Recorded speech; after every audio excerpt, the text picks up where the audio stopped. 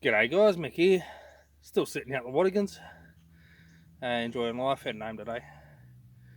Anyway, you don't want to hear about that. Um, Today's episode of 5 Minute Yarns is automatic versus manual. Now, personally, I prefer manual. A number of reasons. One, I just like to feel more in control of the vehicle.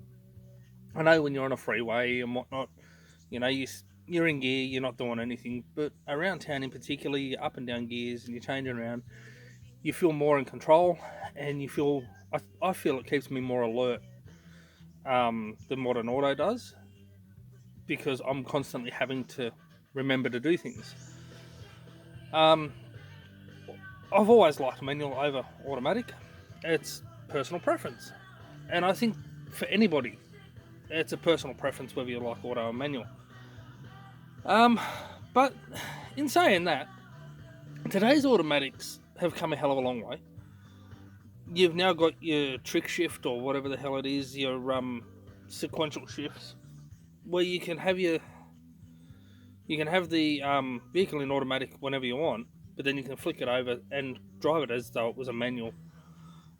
So if you're doing a tougher track or something like that, and you want to make sure it's staying in that correct gear, or you're on a beach or whatever, then you can put it in and make sure it stays in that gear. And I think that's a great thing. I personally haven't driven a vehicle with that, but I think it's a great thing. So when it comes to automatic or manual, look, automatic has its upsides, especially if you're doing tougher tracks like rock crawling and things like that. You can sit at a much lower pace without having to worry about stalling the vehicle.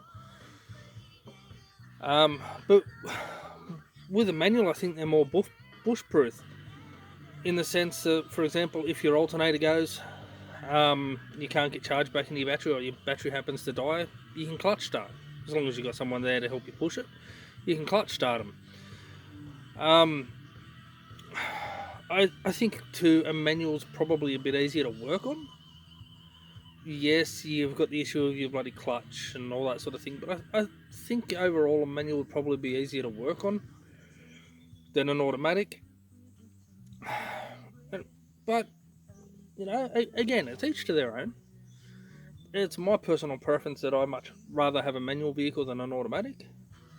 But in saying that too, I do think that everybody should learn to drive a manual. Because, for example, my wife, she only knows how to drive auto. She can get a manual going. She has driven the Padge before, but she's only been in first gear, and we're just sort of crawling through the bush. And she has a habit of stalling when she stops, forgetting to put that clutch in. But I think everybody should know how to drive a manual.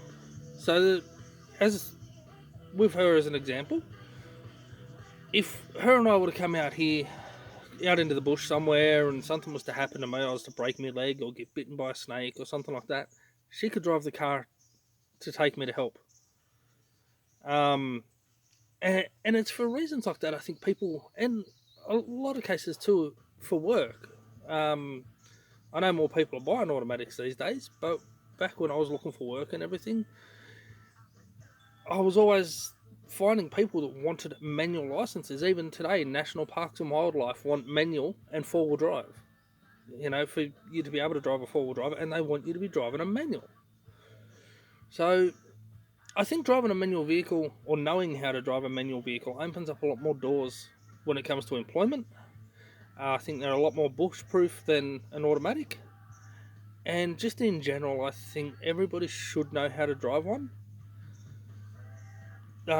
In case you're out bush with somebody and something happens, and you need to drive a manual vehicle to get them to safety, or get them to help.